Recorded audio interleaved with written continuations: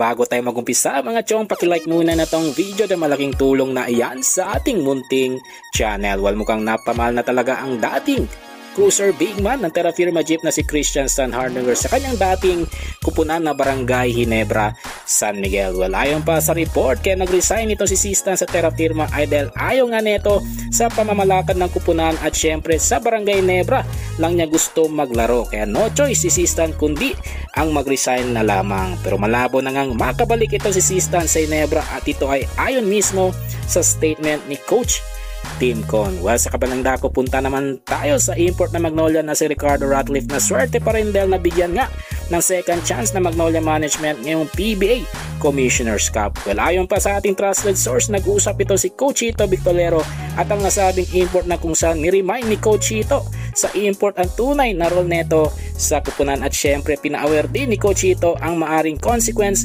kapag nagpatuloy ang maiyain netong performance ngayong conference. So hopefully nga mag-improve ang performance ni Ricardo Ratcliffe ngayong kumperensya upang hindi mangyari ang nangyari last conference.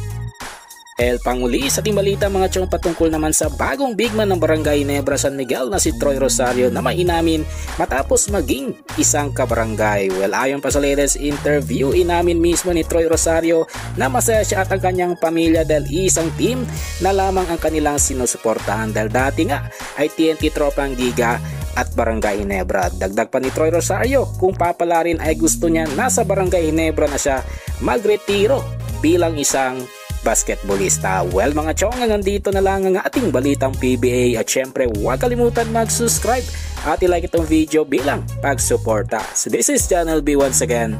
I'm out.